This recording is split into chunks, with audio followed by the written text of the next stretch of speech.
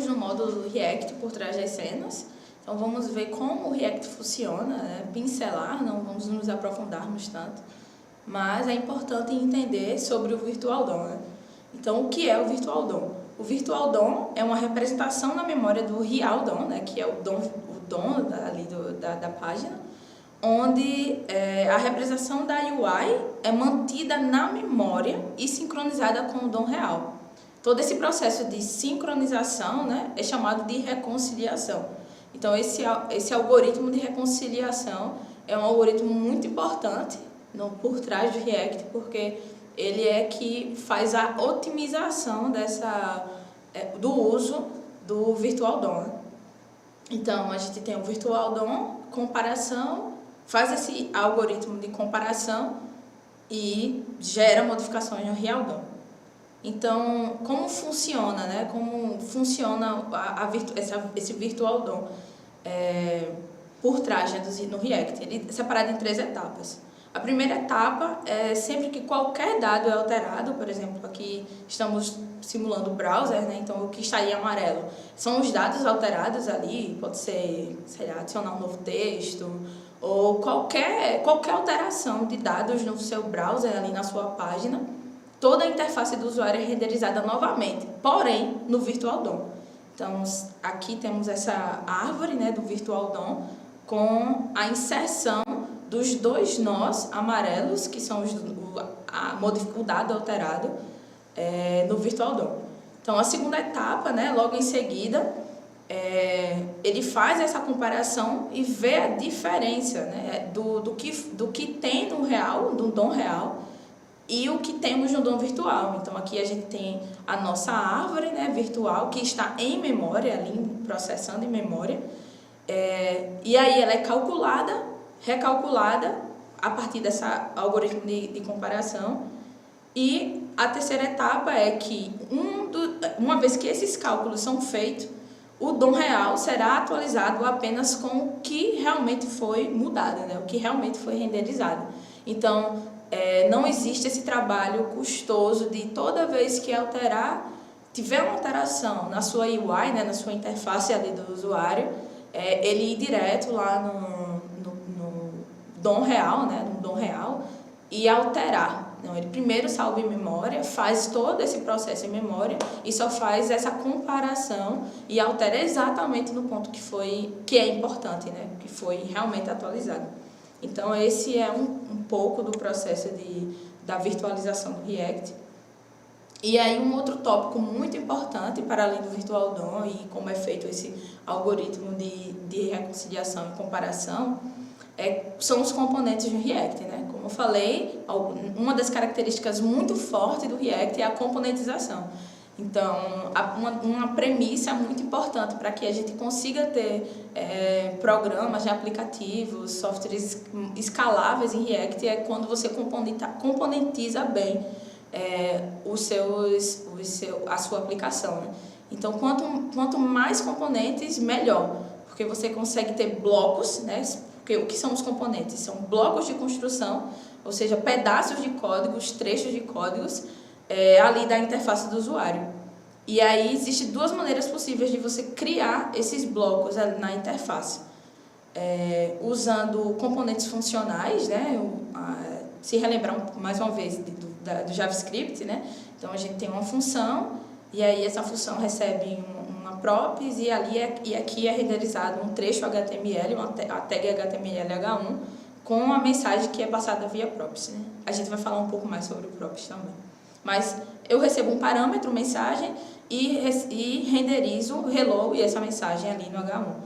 E uma outra forma também de fazer o mesmo código por componentes de classe, né? Então, você define uma classe e renderiza, usa o método de render para renderizar a mesma tag HTML H1. Então, essas são 2 formas de você criar componente React, né? Aqui um detalhe também, a gente pode usar também as atualizações do ECMAScript 6, né?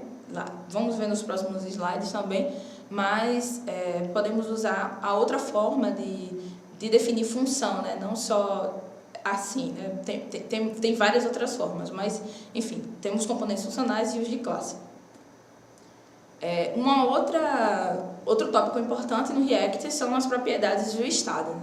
As props são os valores de entradas passados para o componente, né? Como o exemplo anterior, recebeu uma mensagem, aqui a gente vai receber propriedades, o name, né? Então, ele é exatamente isso, né? São esses valores de entradas passados para o componente. E você pode passar inúmeros valores de entrada. E, mais uma vez, como é importante a componentização, não é ideal que o seu componente tenha várias props, né? Porque isso dá um cheiro de que seu componente não está sendo muito bem separado, né? Então, enfim, essas são as propriedades. E existe um outro conceito muito importante, que é o state, que é o estado, que é um objeto que contém informações de componente. Então, ali está o meu componente relógio, né, o clock, e aí eu preciso salvar no state a data. Então, a data é uma informação que está dentro desse objeto aqui, e ambos são usados para gerenciar dados de componente.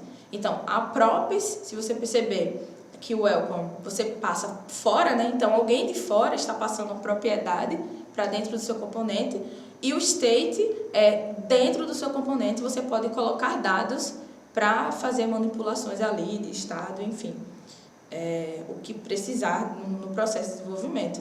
Então, aqui segue, né, renderizando o Hello World, e aqui ele busca do state aquela data atual, né? Como é new date, vai buscar a data atual. Então, vai renderizar qual é o horário exatamente no processo de renderização, o horário atual.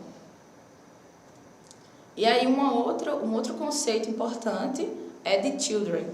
São os filhos, né? Que também é uma prop, mas é uma prop por default, que permite que você passe outros componentes ou dados para dentro do componente. Então, aqui a gente tem um exemplo, né? Temos esse componente bem-vindo, que recebe um filho, né? E ele retorna o que você passar dentro de um parágrafo, né? Porque aqui está a tag P da HTML, e dentro do parágrafo ele renderiza esse children, que pode ser qualquer outra coisa, qualquer outro nó do React, né? Então, ele usa aqui a biblioteca do React DOM para poder renderizar o seu componente. A gente também vai ver um pouco mais. E estou passando o bem-vindo. O bem-vindo é uma tag que a gente criou, né? Porque é uma classe. Então, vamos supor que é a tag como spam, só que customizada como a gente quis. Então, o bem-vindo vai sempre renderizar um P, né, que é um parágrafo, com o children dentro. E aí, o children que vai ser renderizado é esse spam com o Hello World hashtag. Então, se você for acessar o navegador, o que ele vai renderizar lá é um spam com a mensagem de Hello World. Mas o que é importante aqui é você ver os detalhes das props, do children, do state, como ele é usado. E aí, um outro ponto muito importante, que uma característica muito importante do React é o ciclo de vida de cada componente. Então, o componente ele tem 3 fases, né, de montagem. Pelo menos nessa atualização mais nova do React, a gente tem 3 fases. É a fase da montagem. Então, o componente tem um construtor. O construtor, mais uma vez, se faz necessário ali noções básicas sobre orientação a objeto, se você nunca ouviu essa palavra, dá uma busca, né, e você vai entender o que é o construtor ali da classe, de uma classe. Mas é a primeira renderização do componente. Então, é o estado mais puro dele, né? Pode ser que aqui, por exemplo, no exemplo anterior, ele vai renderizar o bem-vindo, ele vai perceber que não tem filho, ele renderiza sem filho mesmo, e depois, quando você passar algum filho, ele vai renderizar na parte da atualização. Então, a montagem é a primeira renderização do componente, a segunda é a atualização do componente, ou seja, nessa etapa, qual é a regra para que o componente seja renderizado novamente no browser? Quando eu falo renderizado, ele é montado novamente no navegador, né? Então, renderizou a primeira vez, ele vai renderizar novamente por alguma atualização. Ou atualização de props, se você passar uma nova props para ele, ou se você alterar o estado. Então, se você atualizar uma props ou alterar o estado do componente, ele por obrigação, por requisito, ele vai ser atualizado novamente, porque isso faz parte do ciclo de vida do React, é uma regra. Então, e a próxima etapa é a de desmontagem, que é quando o componente será desmontado ali e finaliza a sua renderização. Então essas 3 etapas são muito importantes, assim, de ter na mente. Não vamos adentrar essas funções aqui estáticas, só vamos lembrar do render, que é algo que a gente viu aqui atrás, né? Render, a parte de renderização, e as props e os estados, que são 2 pontos muito importantes para a atualização do seu componente.